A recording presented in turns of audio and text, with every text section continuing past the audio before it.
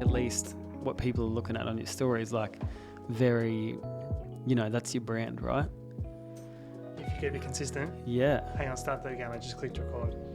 We just took welcome back to Watch Talk with PJ and Kurt. I'm your host, PJ. This is Kurt. No, what do we do? We just took a story because we're like, first time in the room. Let's just do a little story. In person. And what did you say? You can't live without a filter now. Yeah, like I used to really like, I used to hate like people using filters right on Instagram because, that whole purist thing, like, it's not real or it's not edited properly or they're just influencer or Instagrammer kind of filters. But now it's like I can't live without it because it becomes a part of your brand. If you're using the same filter, it's the same as an edit, I guess, or even an artist style. Like if you draw a certain way, like people get used to that. So it becomes your brand.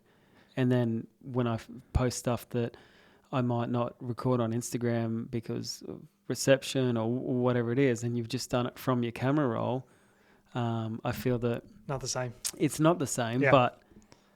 so I feel... I don't know.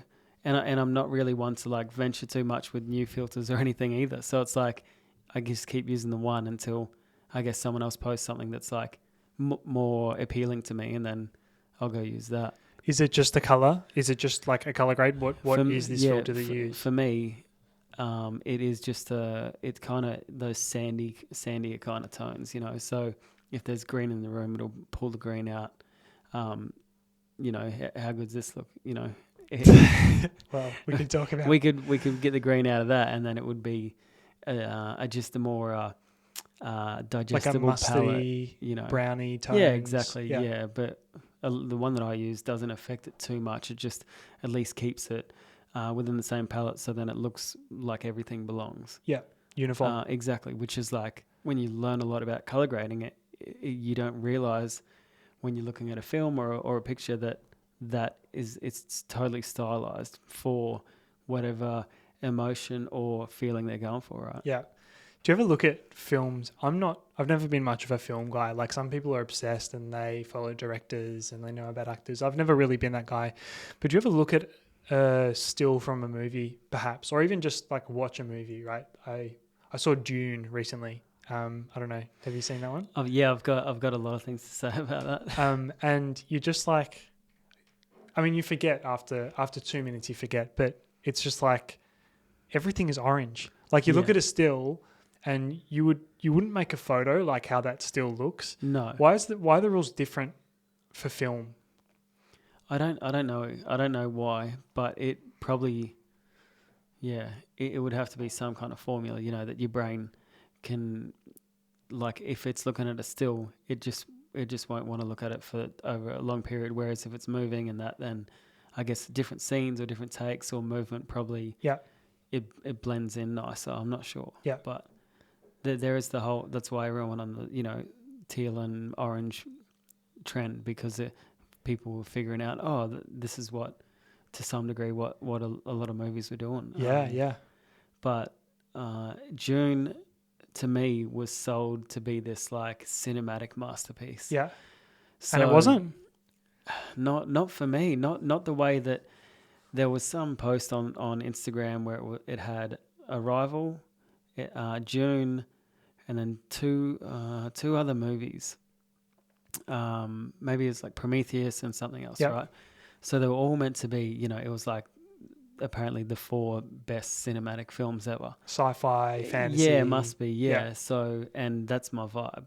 So I actually, Arrival is like probably my favorite movie ever. Yeah. Because of the storyline's awesome as well, but it was just more the way that it was filmed. So I researched, what lenses they use, what cameras they use, just because I've never seen anything like it. Like it was just, so then that expectation was passed on to June, and then June, I was just expecting it to be like this cinematic masterpiece, but I just really felt like it wasn't anything extra. Yeah.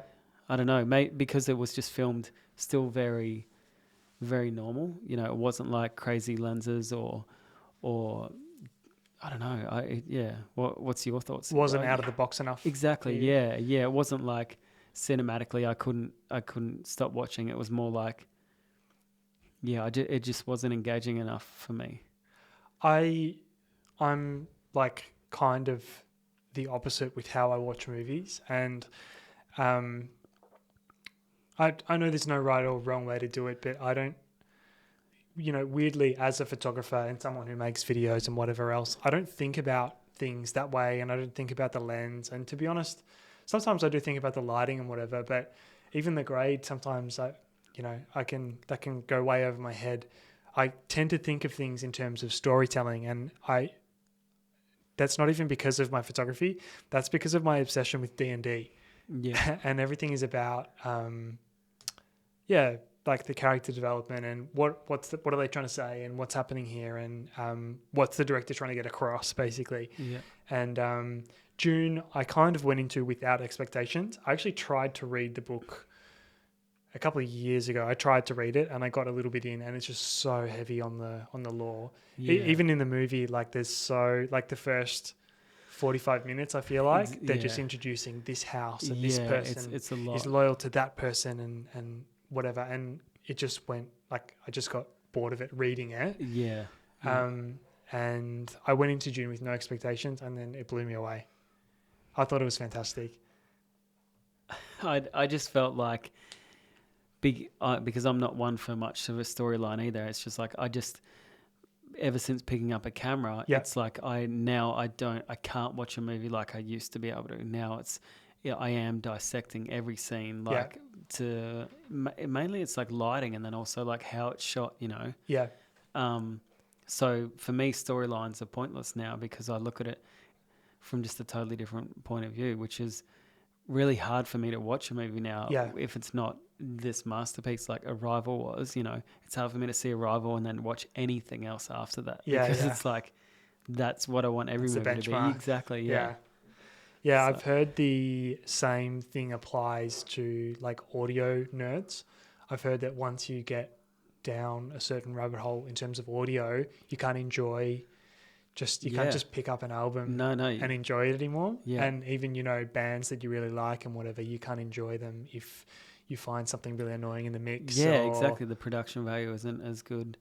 What was that band I listened to literally yesterday? I went and visited I'm down here in Melbourne, and we put on Enter Shikari. Yeah. And I didn't really listen to that band when they were big. Yeah. 2007 and 8, or I'm not sure. I saw them at Soundwave.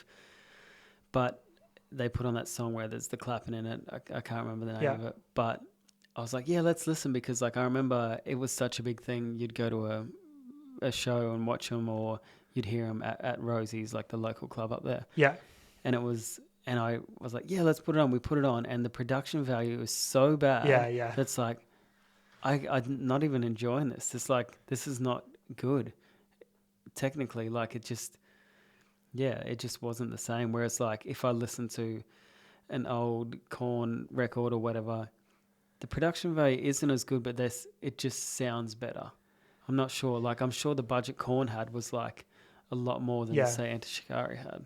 But also you're not, obviously a bigger band, bigger budget, bigger label, particularly like, early days of Enter Shikari. I can only assume that, like a lot of bands that I probably used to listen to at that time, it just wouldn't hold up. You couldn't release a record like that now. No. Like at the time, the band was young and they were just coming up, and you're also discounting the fact that the old Korn records have memories attached to them for you. Yeah. Like, for example, one of my favorite bands is Fall Out Boy. Yeah. And I listen to old Fall Out Boy records and I'm like, the production is not very good here, but it's still, these songs mean so much and they feel so good. Whereas if I was to give someone an old Fall Out Boy record today, that it just wouldn't land, It wouldn't cut it.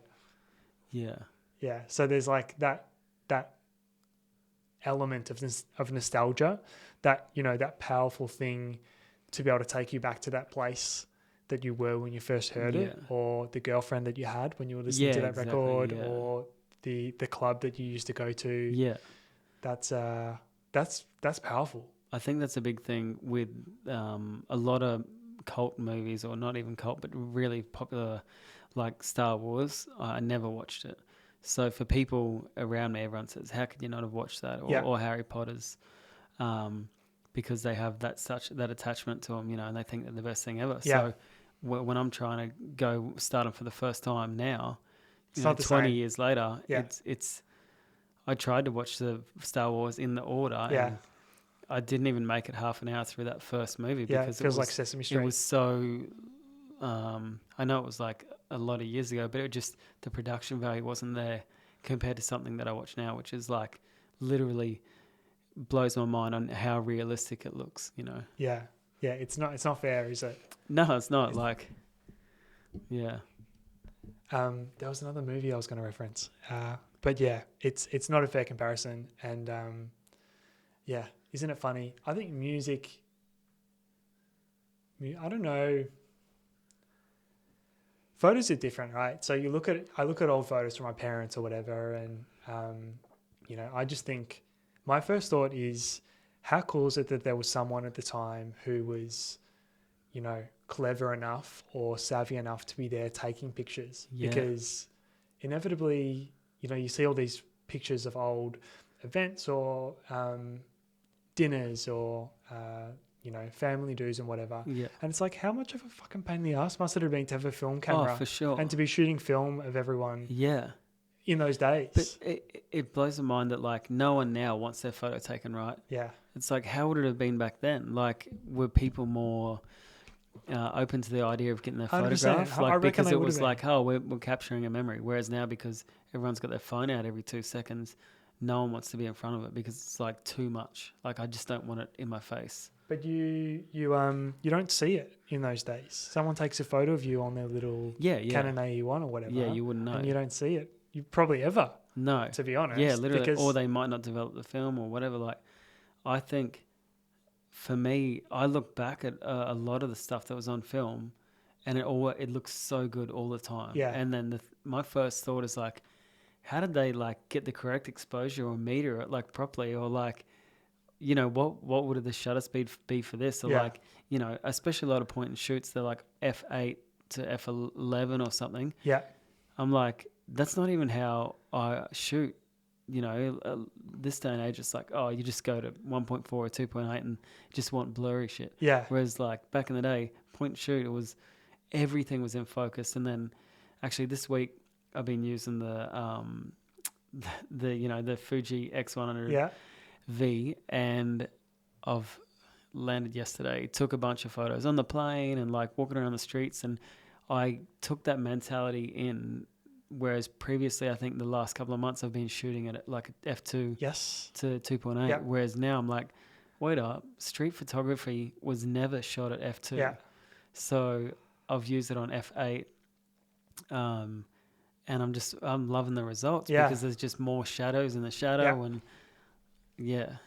I wrote a little couple of paragraphs about this on my blog the other day, and it was called The Space in Between. That was the cool title of my blog post, but it was basically just saying, because I've been watching, there's a few guys on YouTube who do really cool street photography with Fuji cameras, and when they pop up the settings, one thing that I'm noticing is, like you say, our go-to is open it up as wide as you can, because that's going to get you the nicest looking photo. But these guys are all shooting 3.5, f5, f8, like you say, and the photos look fantastic. And to be honest, the lens is better if you stop it down a little bit. The lens 100%. Is literally sharper. Yeah. But secondly, why is it that, for me, it's one of two extremes. If I'm shooting property, it's generally f20 or whatever, because you need everything in focus. And if you're outside during the day, you need, I want to drag my shutter a little bit. Exactly, yeah. And obviously stop down the exposure. Or if I'm shooting people, shallow depth of field. Yeah. I want just a little bit of separation. Yeah. So like literally for I don't know how many years, that's how I've been thinking. It must be for 5 years. One or the other. One or the other. Whereas there's all this great space in between that's perfectly okay to use. And in fact, it's a style choice in itself. Yeah. And because I think most people think that way, that could be an interesting point of difference. Yeah. Because, I mean, you don't have to have depth of field is you know, that's a style choice. And, you know, people say that can be a crutch as well, because it's like you don't have to focus as much on composition because it just looks great. Yeah, exactly. And also I think they were saying with a lot of the old cameras, like I've been watching a lot of guys on YouTube pretty much saying, look, if they're using a film camera or whatever, they can literally just say, I'm shooting at f11.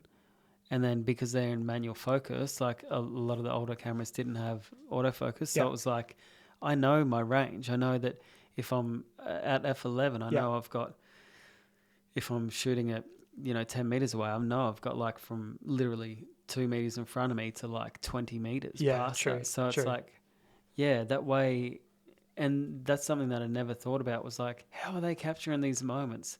Because they are ready, because they've got they're pre-focused. Exactly, they're pre-focused, which is like that's how they did it. Like, whereas like these days you just rely on autofocus and focus tracking and like all this tech. Whereas like you could still shoot like that just in manual and pre-focus, and then everything you shoot is going to be in focus. Right? But again, that's just like a whole nother way to use your camera. I was chatting to one of the guys from Sony this morning, and he was saying that all the guys at the Australian Open who shot recently, he was actually learning a lot from them, because he was there to just service the cameras, or just supply any of the Sony guys with if they needed something for the week, or if they needed an extra body or something broke, just to be there. So like pro support. And what he was saying was that a lot of those guys are shooting, at 5.6 or, F5, 5.6 around there, because for sponsors and all that, they want logos to be in focus. You need the ball to be in focus. And one of these guys, he said he was using the A1 on APS-C mode. So it was only from whatever it was, 50 to, 30, like 30 megapixels, like halving it. Gotcha. And and then he was also using a 2x extender. And shooting it with the the 400mm f2.8, but then it cuts down your light. So he's like literally shooting at 5.6 because they need more in focus. Otherwise, Getty or whoever will just reject the images. Whereas for me, I'd be like, I just want to shoot the 400mm at 2.8 and like the eyes in focus. That's all I need. It's going to be the creamiest image I ever look at. But like no one's going to want that for that documentary style as well, and just shooting in JPEG. It's like a lot of those big sports photographers, that's it. All JPEG. 24 megapixels and at 5.6 or something. So for me, that's something that I have to think about, if I'm in that position to know, like, technically, usually I'd use a 135 at 1.8 because that's probably the style that I want to shoot. So, I mean, there's so much you learn in different industries. Coming back full circle, I suppose, we were talking about the films and what is the director trying to say? What's the story that you're trying to tell? I suppose what I get from the photos that you do on like a long prime, that you do have that sort of creamy, just it feels very, I can't describe it except for it feels quiet. Like you've taken a photo of someone on the golf course or whatever, teeing off or I don't know, putting or whatever. And, the background just melts away and it feels like that person is the only person on the course. And that is, that's a style choice essentially. 100%. Like you could shoot it wider and you could get everyone else in, or you could get a deeper depth of field, or like you said, if you need to get a sponsor in the background, you need the Rolex logo in the back of the Australian Open or whatever. Like that's a choice in and of itself. But I guess it depends. That's something that I've never really thought of because I've never really been interested in shooting sport because to me, I don't know, it just never appealed. I really like shooting people. I'm all about The aspect of sport that I like is, the emotion, the intensity, that sort of thing. But you don't think about the rules are actually different for a photographer depending on what the sport is. So I would have never thought, okay, well, the photographer has shot that because he needs the ball in focus as well. Yeah. For the tennis player. Or like, if you're shooting, let's say skateboarding, you never want to just shoot the skateboarder midair with no context. You need to get the whole ramping to get, to show the scale, to show how hard the trick is. Or I assume it's the same with surfing or, even basketball. To see the wave or, how high they're jumping off the court. Yeah. That's never crossed my mind. And that's really cool. Well, I think that's what I enjoy so much about being a photographer who just doesn't do one thing. It's like I'm always learning. Every time I take on a job that I haven't done before, I research it so hard to try and understand. But then at least then I've got a little bit of knowledge heading into it. But then after I shoot it, or even when I'm shooting it, I'm picking up things on the way as well, So it is, you could shoot something 100 times and still learn that 101th time, you know, on something new or something interesting, And again, it's also about not being complacent and comfortable. It's like, okay, how can I push this? Like, if I've done this 100 times, I don't want to do it another 100 the exact same way. Like, what can I do? Like, I just want it to be better than yesterday. Which is, even like I shot on the Fuji for 3 months, all at 2.8, and then it just researching the camera more and trying to understand how film photos were so delicious, like to look at. And it's like, well, there's something that I learned was like, to shoot at a different aperture and that's, how you create a different style or to evolve. Back to the film thing for a second, do you think film is actually I know digital, right? We have a raw photo, so we have a lot of flexibility after the fact. But in a way, I think film is quite a bit more forgiving because, yes, there's less you can do after the fact, but film holds information in a different way to digital. And we've spoken about this on the podcast before. Sometimes it's the imperfections that are the things that we love most about the film. I find film, obviously the highlights feel a lot softer. If you shoot something on digital and you blow it out, it's very uncomfortable to look at. Whereas on film, regardless of, we were talking about the Pro Mist filter or whatever they are. Like obviously we're trying to emulate that softness, an older lens or maybe like a less expensive lens or whatever it is. There's something about what happens to the highlights at the high end, or even if you shoot blacks too dark, film can go to green or it can go. It's just it's a different effect, but it's also it kind of looks cool. That's part of it. That's why we like the way film looks. Because how can you possibly shoot a perfect exposure every time? You can't. You can't have it do exactly what you want every time, I would say. That's why you make a choice whether you're keeping the shadows or you're keeping the highlights. Like, no matter whether you shoot RAW or film or JPEG, it's like you're always making a creative decision based on 3 elements. Your shutter speed, your ISO, and your aperture. So that's why I always tell people, like, it seems hard, but if you just learn your camera manually, like, you have full control over everything, and then you're the one. It's totally your decision because me and you can be in the same room but shoot totally different.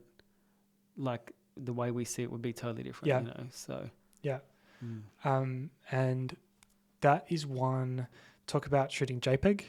We've both been shooting a bit of JPEG on our Fuji cameras, and that's one thing that is just so freeing is on that camera, I'm happy to underexpose.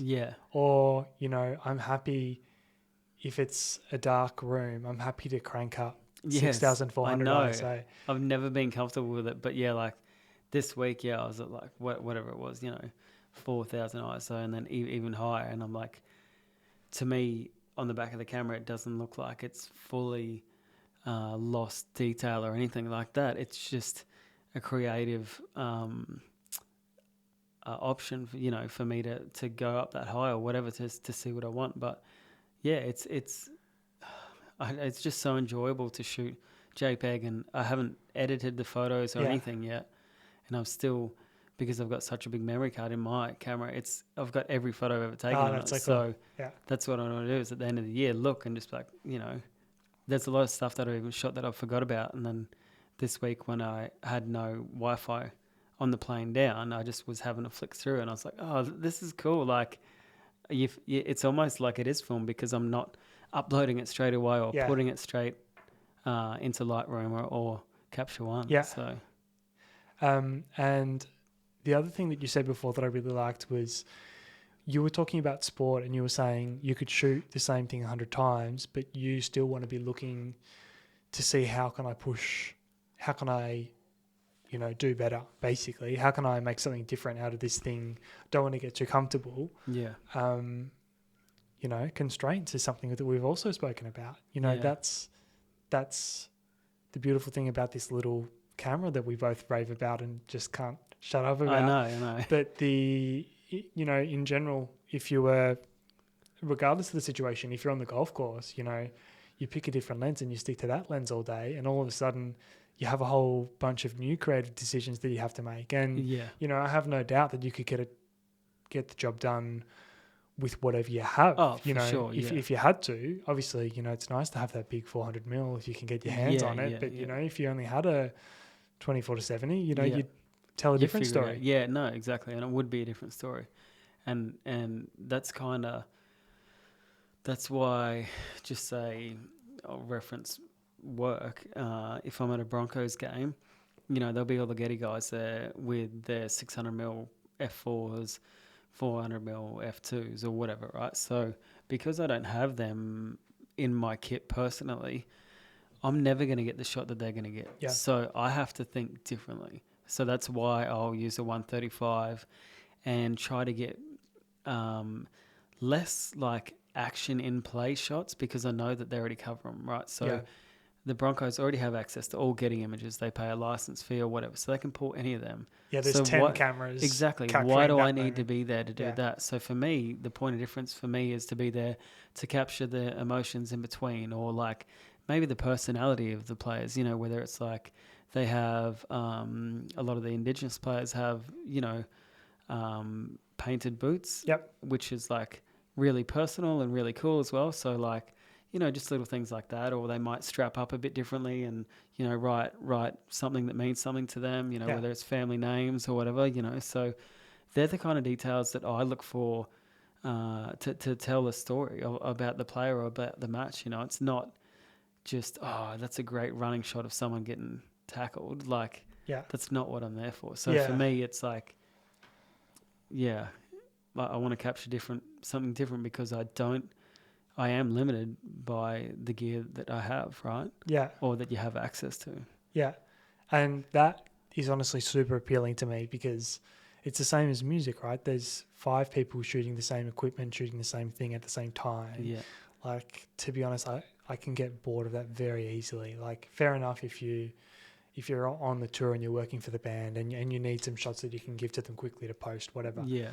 But the joy doesn't come from taking the same photos as everyone else. The joy comes from working out how can you approach it differently. Exactly. Whether it is you've got a different access, or you use flash, or you've got a different lens, or whatever it is. That's an exciting challenge to me, because my small experience shooting sport has been, like I worked on a basketball tournament once, and I wasn't even shooting. I was just on the computers.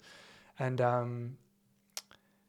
all of those photographers worked for the different stock companies. There might have been 3 of them. Yeah. Just real old head guys. Yeah. I'm talking vests. Two bodies strapped. And none of them like their job. I mean, this is junior basketball. No, but a lot of them don't, man. Yeah. And that's why I'm like, I don't want to be you and 30 years' time, I want to still be pushing myself and enjoying it, or just making the most of your situation, right? Like, you're already in that position. You've got the job. Yeah. Like, but again, they're probably restricted on what they can do. That's why, like, the courier mail dudes and all that, like, it's all the same shit. Yeah, well, Like, the assignment is different, and there's a certain pressure. It's like, well, particularly for, like, let's say, like a local tournament, let's say, their pressure is, these guys, they had to try and get action shots of every kid on the floor, because their job was to sell prints to the parents of these kids. Yeah. So they need to make every kid look like a superstar, Yeah. and there might only be one or two superstars yeah. in the game, Yeah. right? So, like, that's stressful. It's like, if you don't make everyone's kid look cool, they're not going to buy the photos. Yeah. That's a shit job. Like, It's a shit job, I know. You're not telling the story that you're not shooting anything. What's the diplomatic way to put this? Well, I just think that's why I never want to be that Getty dude or whatever, because he has technically the best job in the world. They can be at every sports event or every big event ever, right? And be there and be in the atmosphere and do that. But he's not creating something that he's like gonna hang up on his wall all the time, unless it's like a Super Bowl moment or a grand final moment, right? Yeah. Everything else in between is nothing. Whereas it's like, if you're working directly for the club or whatever, I feel like you have so much more control over creative, and everyone these days is happy for you to try whatever you want to do. Yeah. So it's more enjoyable. That's why, like, being a photographer can be the best job in the world, or it can be the worst. Yeah. Because the balance falls too much the way of you're just a technician as opposed to an artist. You're a camera operator. Yeah. That's it. Yeah. Even working on big movies and stuff, I feel like I would love to have the opportunity to be in there somehow, because there's director of photography in movies, but I just don't know whether it would, unless you're the director, if you're just the camera operator, all you're doing is say, yep, sling me the next lens, here it is, like, someone's controlling the focus, like, you're just framing the shot. Yeah. Yeah, you could be driving a Bobcat or operating a crane or something. It's just you are the best at using that tool. Yeah. So that's why you're in that job. And it isn't always the most creative job. Yeah. Well, it's not about even someone, it's not about your vision, but it's not even about creating something fulfilling. It's just you need to tick the boxes. Yeah. Yeah, it is what it is. It's better than flipping burgers, I suppose. Yeah. That's why No, but that someone who likes flipping burgers and who doesn't like photography. Yeah, sure. Then they were like, fuck that. I don't want to be a photographer. That sounds terrible. To deal with people every day, or to have a client looking over your shoulder or micromanaging. They don't want to do that. They just want to make cool burgers. Exactly. And to be fair, I'm not talking shit on anyone who actually does that for a job. I'm just saying, from my perspective, that's not why I picked up a camera. That's not why I got into it. And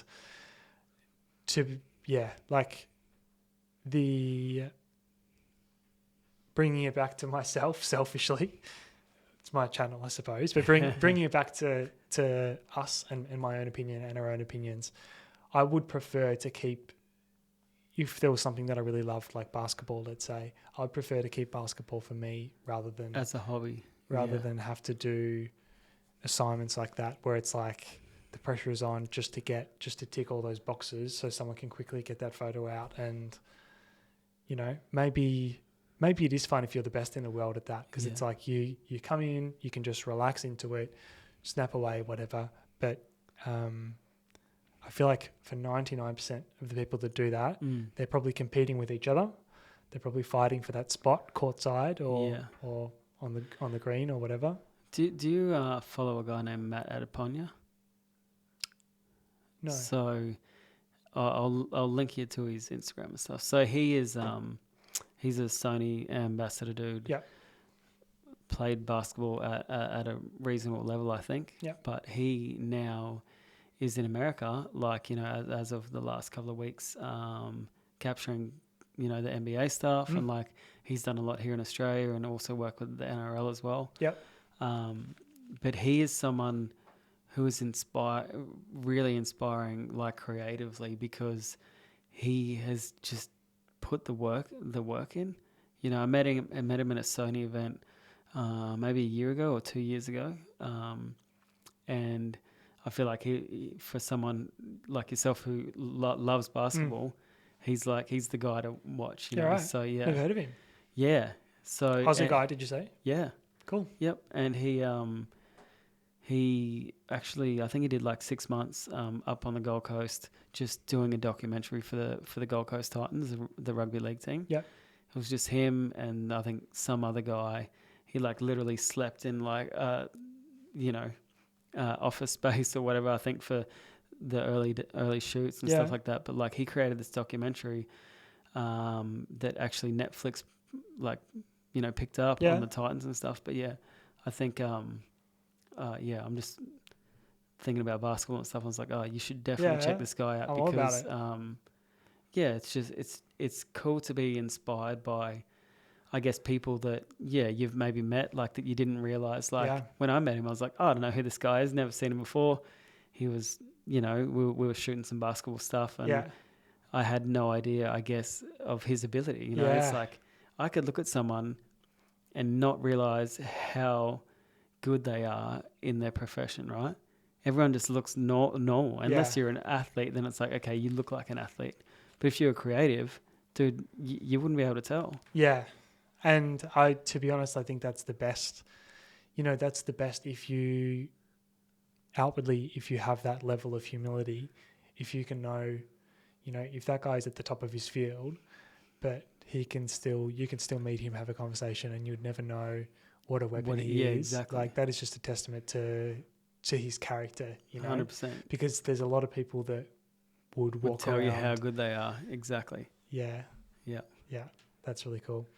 All right, let's start to wrap up. I should probably address the fact that we're in the same room together. I don't think we've really mentioned it. Kurt's down here for work for a week. Yeah. Week straight. Yeah. It just worked out that we could be in the same place at the same time, which is really good, because I know you got plenty on. Do you want to just touch on quickly what you've been up to? For sure. And I never thought that when we initially started this that we would be in the same room at some point, because of just the way that everything is, right? So I was like, when I figured out that I was going to be down here, I was like, I'd love to figure out a time for us to do this. But this week is just a bunch of stuff for Fox Sports. Yep. So tomorrow is the NRL with Melbourne Storm. Yep. And then we've got 2 days of netball. So it's every single netball team. Yep. So the schedule for those days is just, it's a long day. It's like 7 a.m. load in, and then it's shooting, I think maybe from like 9 a.m. to 9:30 p.m. for 2 days straight, because it's every single netball team. Yeah. So I've looked at the schedule and they said they already apologized, saying, sorry, it's so busy, but it's like I get 7 minutes per player to get. So is it every player on every team? Every player in netball Australia, like every team. So I'm shooting every single team in 2 days. So they're going to be long days, and you're going to be on one of those days. I'm going to come along. Hopefully, film a few bits and pieces so we can make a little video. So, which is exciting for me, because I just shot the Queensland Firebirds. Yeah. So at least I already have a bit of a rapport with them. So I always like it when I've shot someone before, and then the next time, they'll give you more energy, or it's just comfortable, trust. And then after that, there's a women's golf event. The second year, this is the second year it's happened. So it's called the Athena, and it's a bit different to the normal golf events. So it's like 12 girls are invited. Again, it's Fox and KO have picked this up. So what course is it on? It's at Royal Melbourne. In Cheltenham? Yeah. Okay, cool. Yeah. That's where I grew up. Yeah, so it's like one of the That's best, like 5 best minutes courses. from here. Yeah. Oh, let's go. Yeah. So it's one of the best courses down here, like one of the most prestigious. But yeah, so that's a full week, and then we fly back because I've got my team here. We fly back Sunday night. Yeah. Land at 10:30 p.m. and then the next day we have to be on the Gold Coast to do the Titans. So it's like, yeah, it's going to be a long week, and the toughest part of this week isn't those days shooting. It's like the golf event that we're covering. We're capturing stuff that has to be turned around for broadcast the very next day. Yeah. Which is like under a 12-hour window to literally, have edits and cuts back for the broadcast team to then, go live the next day. So last year we did it, and we were in the worst kind of dead zone for Wi-Fi. So literally I was uploading via my phone. Yeah. And the deadline was like midday on the Saturday. Yeah. And it was like we shot it that morning. There was a 2-hour turnaround to go live. Wow. To have edited, music licensed, everything cuts and Joel, I got Joel on board and he just killed it, just out of the park. Just turned it around so quick. I didn't have the ability to do that. Yeah. So to have him on board was just like, He's good under pressure, is he? Yeah. But also, I don't think he realizes how good he is. Yeah. His ability is like far more than he gives himself credit for. Yeah. But so he's down here this week, and so we'll be literally just turning that around. So that's going to be tough. But the long days on set it goes pretty quick most days. Unless you've got some players that aren't that cooperative, then it's not as enjoyable. But a lot of them, like, it's high energy. There's a lot of just atmosphere. I try to create a lot of atmosphere on these sports shoots just to get them into the mood, Yeah. Whether it's play their soundtrack to whatever, they want to walk out to the UFC too or something like that, like just to get them inspired and have that high energy. So all day I'm yelling at players or just trying to fire them up so that I can get that emotion out of them. That's taxing for you, man. It is. To have to bring that, I mean, how many teams are there? There must be 6 or 7 at least. For the netball. Netball? Is that what you're talking about? Or are you talking about golf? No, I'm talking about the NRL. But it'll be the same. Gotcha. It'll be the same with the girls as well. Yeah. But when I did Firebirds, they brought the energy straight back at me. Yeah, right. It was so cool to see them compared to the NRL. So you're doing NRL tomorrow, is it? Yeah. Got it. Sorry, I was in my mind thinking selfishly of myself and what when I was going to be doing. You need to be yelling. You need to be like, all right. Yeah, exactly. Yeah. Well, that's what you have to do. You have to. You tell me what to do. You have to feel like an idiot so that they don't feel like an idiot. And that's the thing. So if they're yelling, I'm yelling. I'll say, we need aggression, and then I just start yelling like a complete idiot. But then they kind of either get a laugh out of it or like it's a bit more, they at least show some kind of emotion, whether they go, I'm not an aggressive person, or they just laugh at you because you look like an idiot. So, but again, so that's what I'm doing. That's emotionally taxing for you. That's exhausting to have to bring that energy for every player, like over a week. I think I would still rather that than taking, say, corporate headshots, because then that's a totally different game. It's like, just move slightly this way, slightly, a little bit this way, a little bit this way, like, and you're trying to get them involved. They don't care. They don't want to be there. And it's not high energy. It's just really like, let's hurry up and get this over with. Yeah. So that's why I'm like, you know what? I love the high energy. And it's like, at the end of the day, I know that at least if I give 100%, then I've given the best possible, chance to get a good outcome. For sure. But, and like you said, even better if you've done it before, because next time, you're going to have that rapport, you're going to get a better result, and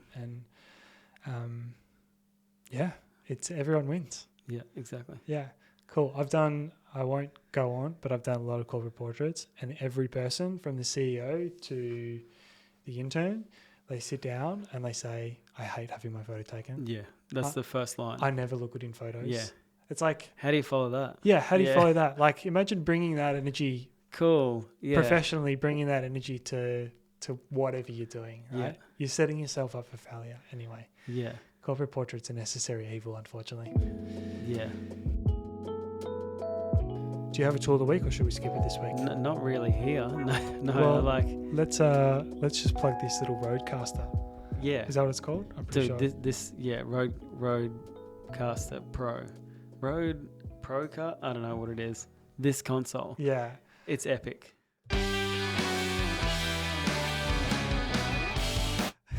It's yeah.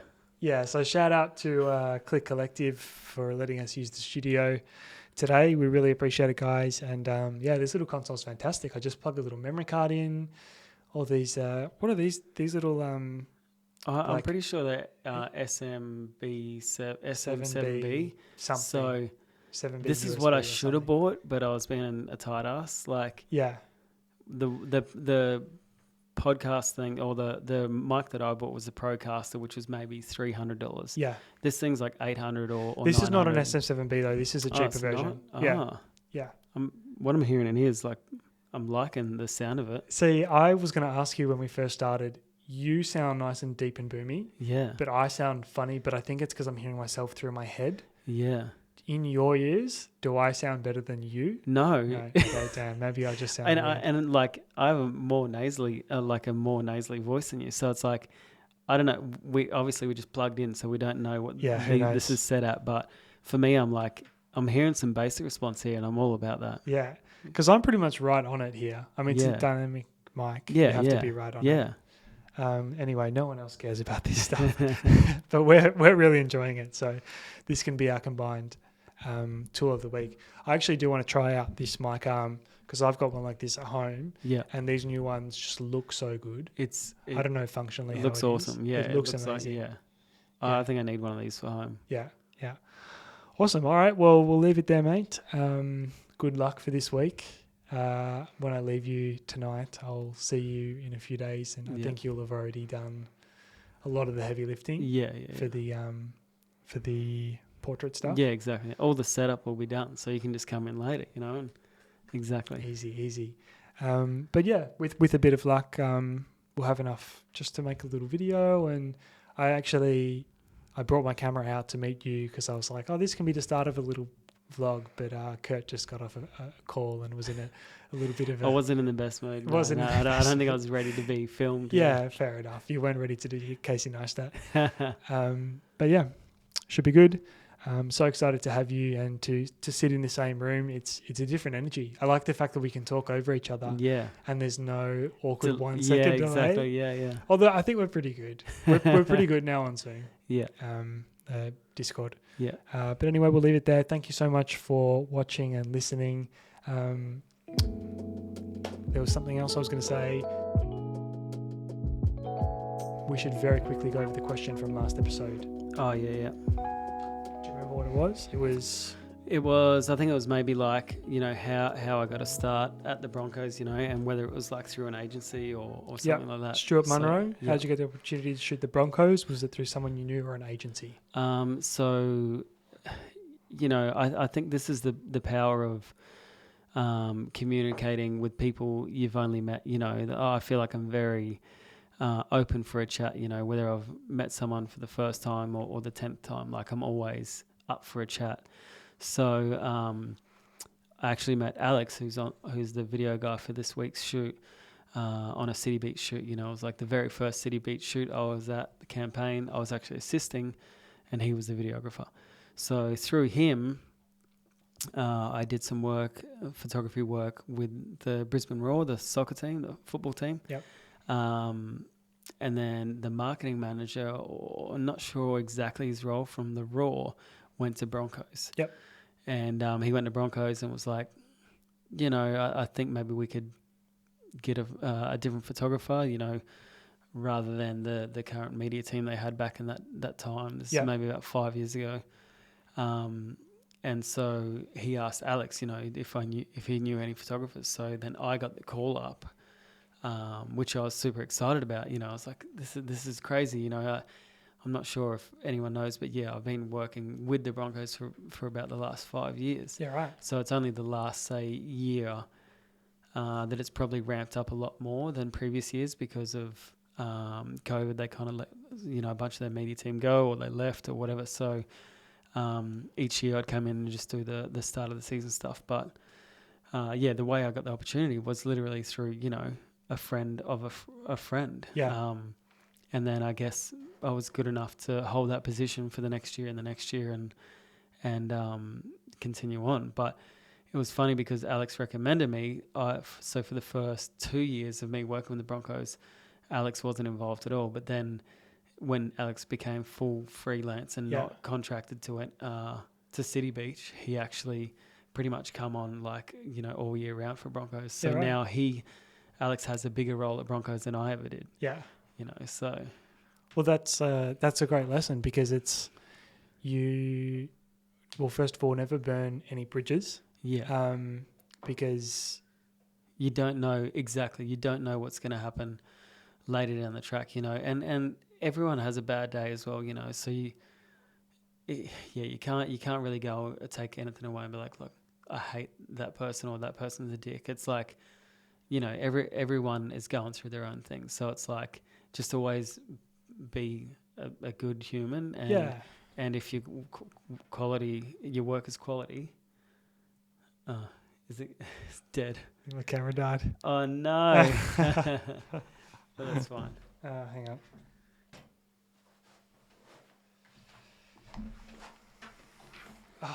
We could have just kept going with the audio because the audio is still recording. Yeah. That's right.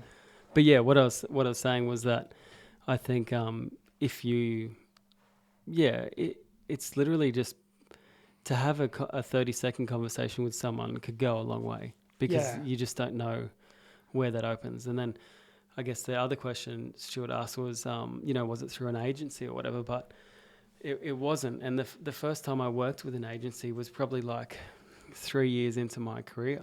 So I'd only just done contracting to each kind of brand or sports team, right? So the agency world was totally different to anything that I'd experienced before, So again, that's a whole nother conversation. It's it's a totally different world that you don't realize is possible. Yeah. I think people's perception, I can't speak for Stuart, but I think people's perception is that you can sign on with an agency and they'll get you work. That's not actually how it works. Maybe you can have a relationship with an agency and they'll put you on, but it's not like, hi, I'm a photographer. I'm going to sign up to 5 agencies and they'll all send me out for different jobs every week. No. It's not like, you're an actor and you get a manager and they'll try and pitch you for work. It doesn't really work like that. But what I was saying was not to say, I wasn't necessarily saying you have to be nice. Don't be a dick because you never know who someone's going to be. I just mean you never know what's the connections that you make, especially early, the connections that you make, you never know what that person's career path is going to be. So they're going to remember you and they can take you with them or bring your name and I think get a new job. That's how my mate Alex gets a lot of his work is not by pitching himself at people. It's literally the person that he knew, the marketing manager here, changed. And then 3 years later, they changed again. And then they changed again. So they bring him to wherever they go. Yeah, so they're working for different agencies or full-time roles, whereas he's just stayed as a contractor. And now he's got exposure to all those different brands. And even though the marketing manager might leave, he still has the contact now at that place. So all he's doing is getting more and more clients purely by someone else, taking a different job opportunity. Thank you for the question, Stuart. I really appreciate it. We don't get too many comments, so it's nice to have a little question down there. Okay, I'm going to actually snap it off here. That's it. Thank you so much for watching. Subscribe, all that shit. Be good to the like button. Snuggle up to the subscribe button, and we'll see you next time.